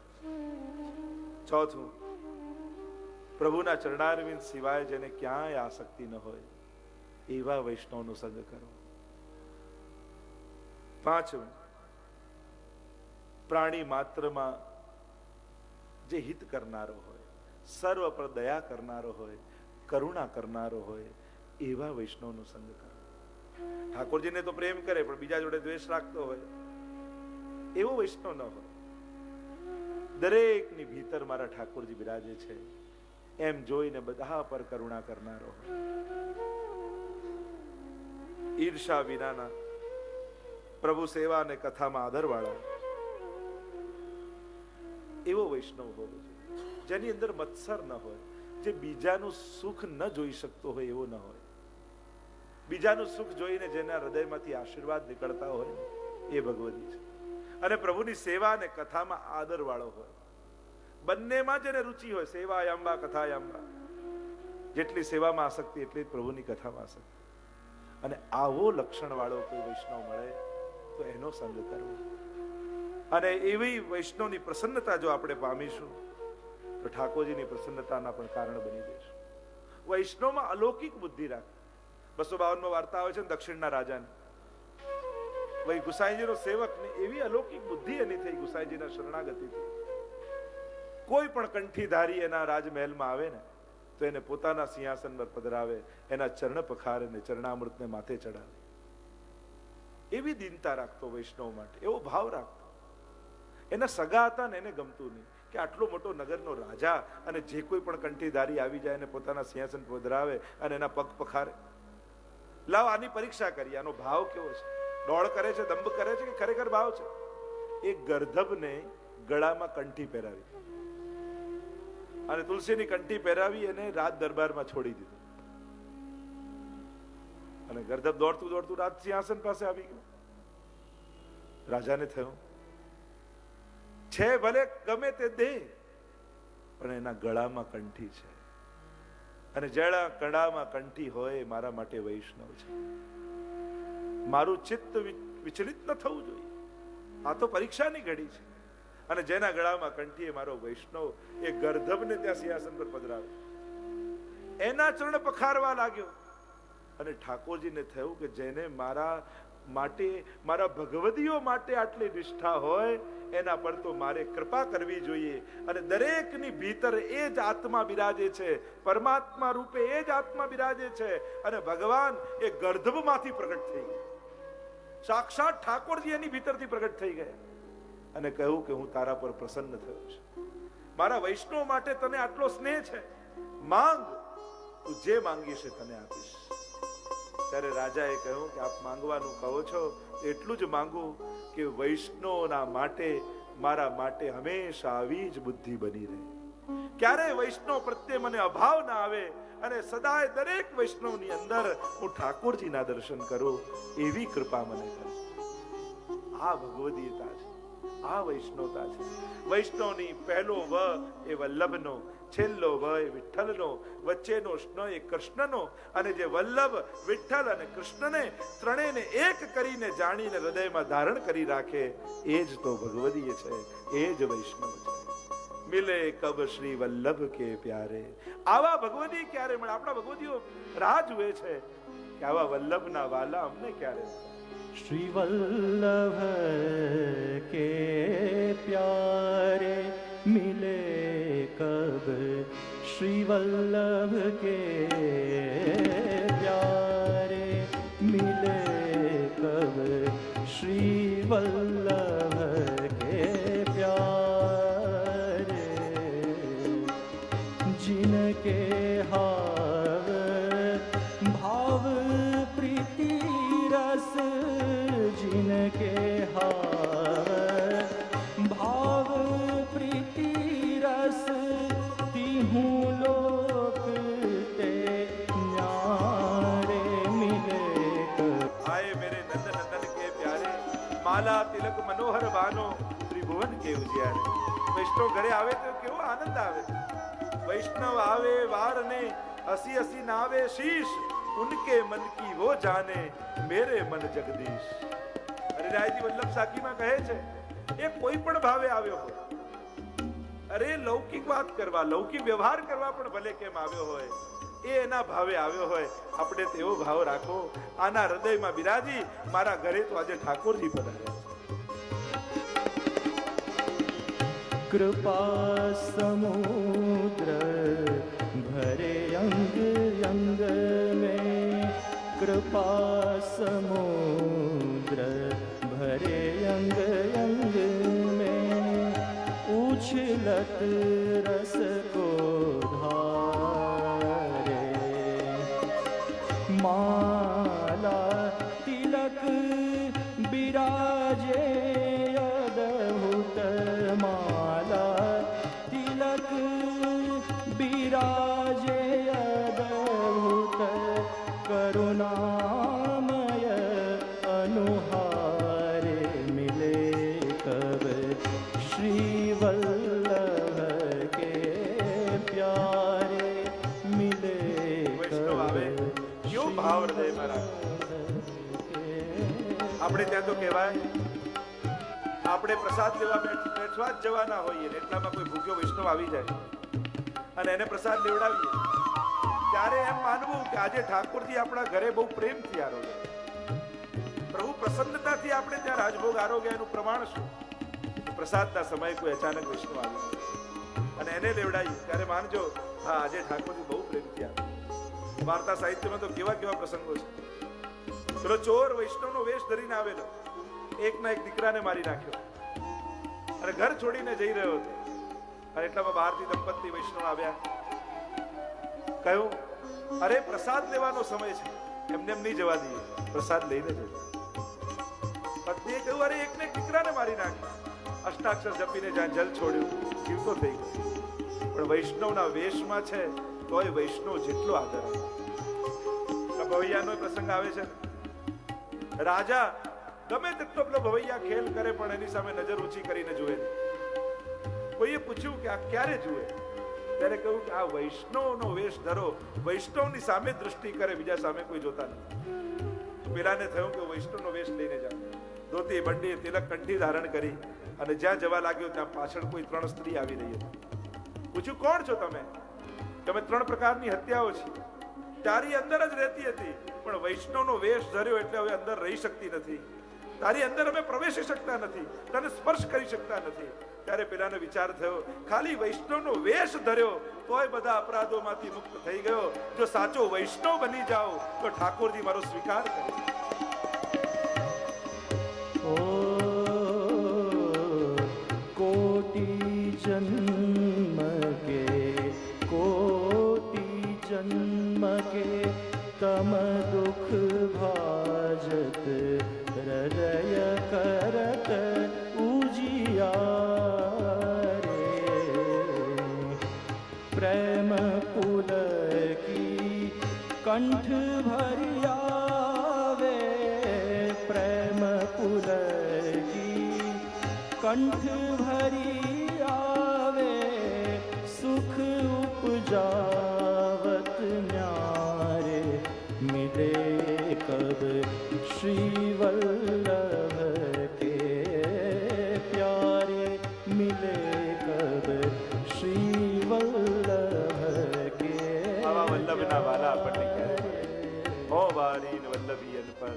अपने तन को करूं विछोना शीश धरो આમ શ્રી હરિરાય મહાપ્રભુજી આજ્ઞા કરે છે કે આવા ભગવદીયનો સંગ મળે તો પ્રભુ પ્રસન્ન થાય અને પ્રસન્ન થઈને સ્વાનુભાવ જતાવે.